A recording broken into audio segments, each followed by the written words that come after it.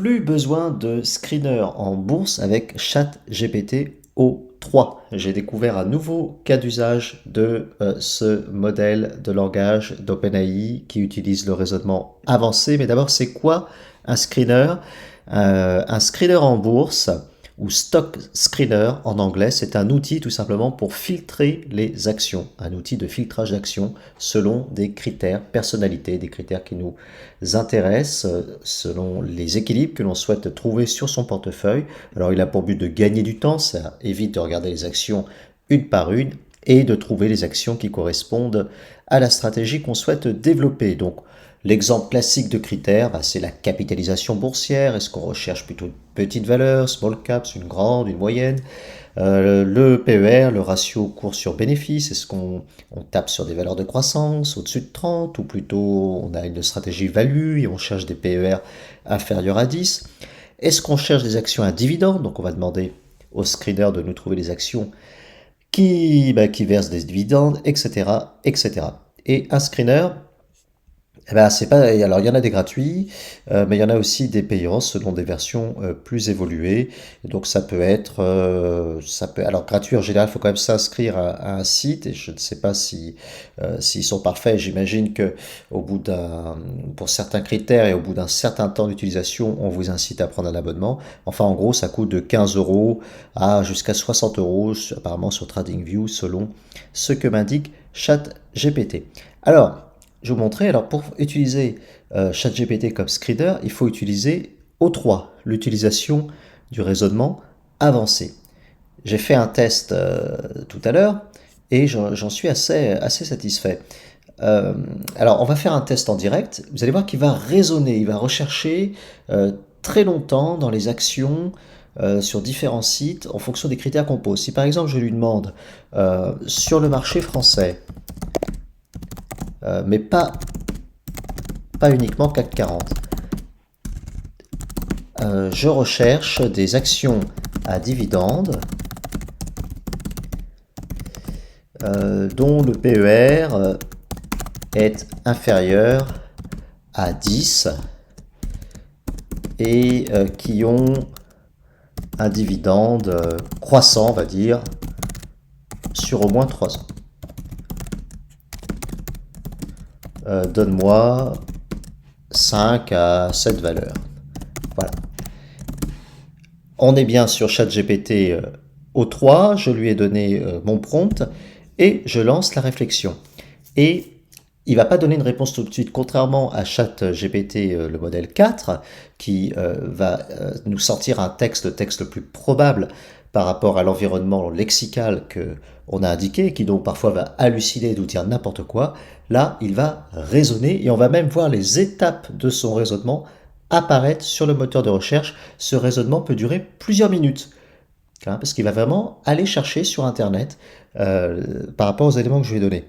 J'ai fait un test tout à l'heure que j'ai copié-collé dans ce Google Doc, j'ai copié-collé la réponse. Je lui avais demandé de donner 5, 6, peut-être plus d'actions du S&P 500 qui ne distribuent pas de dividendes et qui sont des valeurs de croissance.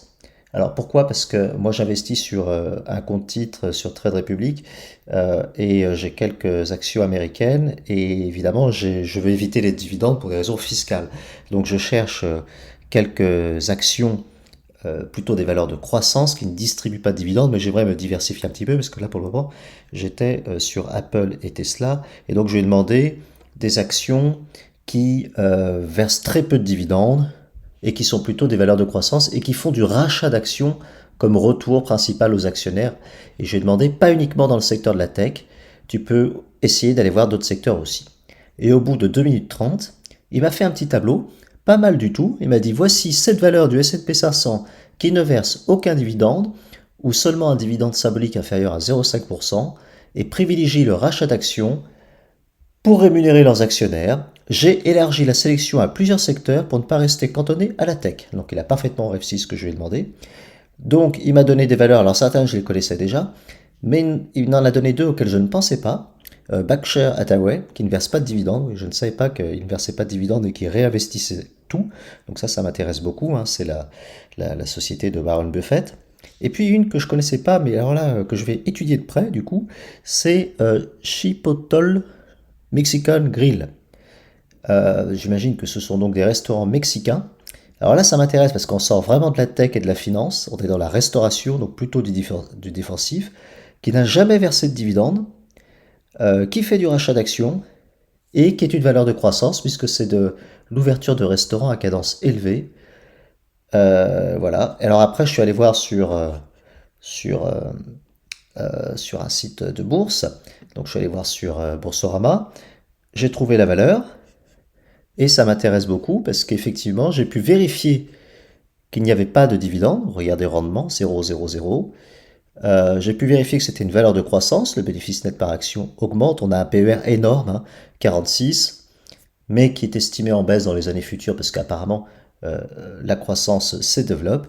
Et puis j'ai pu vérifier qu'au niveau du cours de l'action, il y avait une courbe comme ça m'intéressait, c'est-à-dire une courbe de valeur de croissance. Vous voyez, euh, une belle courbe qui monte très vite, qui part de bas et qui monte. Donc pas de dividende également, c'est confirmé ici.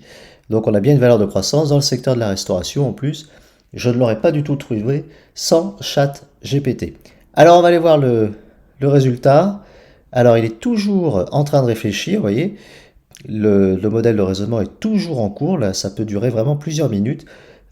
Et il va finir par me sortir, par me répondre précisément par rapport aux différents critères que j'ai utilisés. Vous voyez, là il est en train même dans ce raisonnement de réévaluer les options. Vous voyez, je pense à utiliser zone bourse, mais c'est un peu lourd. Peut-être abandonnons-nous Michelin, etc. Alors ça va tellement vite qu'on ne peut pas lire la totalité de son raisonnement. Mais là maintenant, il nous parle de... on voit qu'il a examiné Bouygues, Engie. Ensuite, là, il nous met, il faut vérifier la croissance sur 3 ans. Vous voyez, ça va vite. Il continue de chercher sur différents sites. Il va regarder peut-être sur une dizaine, une quinzaine de sites, jusqu'à ce qu'il arrive à répondre à ma commande. Ma commande qui n'a pas beaucoup de critères, mais qui l'oblige quand même à aller chercher dans différents sites pour vérifier, pour me donner la réponse la plus fiable possible. Donc, je lui ai demandé sur le marché français, mais pas uniquement sur le CAC 40, des actions à dividendes dont le PER est inférieur à 10 et qui ont un dividende croissant sur au moins 3 ans. Je lui ai demandé 5 à 7 valeurs. Et tant qu'il n'aura pas réussi à trouver, eh bien, il va raisonner, raisonner, raisonner jusqu'à ce qu'il donne qu'il puisse produire la réponse et répondre à ma commande. Alors, si c'est trop long, je vais couper. Mais si on a la réponse tout de suite, je voulais vous montrer en direct qu'on avait la réponse dans un temps raisonnable. Mais sinon, je fais une toute petite coupe et je vous dis combien de temps ça a pris. Mais normalement, de toute façon, il affiche la durée de son raisonnement. Vous voyez que ça n'a rien à voir en tout cas avec ChatGPT 4 ou qui va produire un texte très très vite, mais qui n'est pas un texte sur lequel il va faire du raisonnement. C'est un texte où il va... ChatGPT 4, c'est un générateur de texte. Il va produire, un peu comme une calculatrice, et il va produire le résultat très vite, mais le résultat le plus probable, quitte à halluciner, à inventer des choses. Or là, ce n'est pas le cas. Il va décomposer ma demande, y répondre petit à petit et peu à peu consolider sa réponse jusqu'à produire la réponse finale. Eh bien écoutez, je fais faire une petite coupe et on se retrouve dans quelques instants pour la réponse et on va pouvoir la juger et évaluer si la réponse est bonne ou pas bonne. Et voilà, c'est fini. Et comme vous le pouvez constater, la réflexion a duré 7 minutes et 42 secondes, donc j'ai bien fait de couper. Il a effectué 37 recherches et il s'est basé sur 53 sources. Vous voyez, c'est écrit dans le petit rectangle noir. Et ce qu'il y a de bien, c'est que si on clique là sur cette petite flèche, on a tout le détail du raisonnement du début à la fin, même les fois où il a dû renoncer à une piste qu'il était en train d'explorer. Vous voyez, on a toutes les étapes de son raisonnement ici. Il nous dit par exemple, je vais écarter Publicis car son PER est de trait, ce qui est trop élevé. Valourec ne paye pas de dividendes, donc c'est une option à laisser tomber aussi, etc., etc. Et à chaque fois, il recherche sur différents sites. Alors les critères que je lui ai donnés étaient quand même pas faciles. Enfin bon, il s'en est quand même tiré. Et ensuite, quand il a fini, il nous génère sa réponse. Et il nous dit, voici 5 actions cotées à Paris, toutes ou parties hors CAC 40, qui, au 8 mai 2025, réunissent, comme je lui ai demandé, un PER inférieur à 10, le ratio cours sur bénéfice.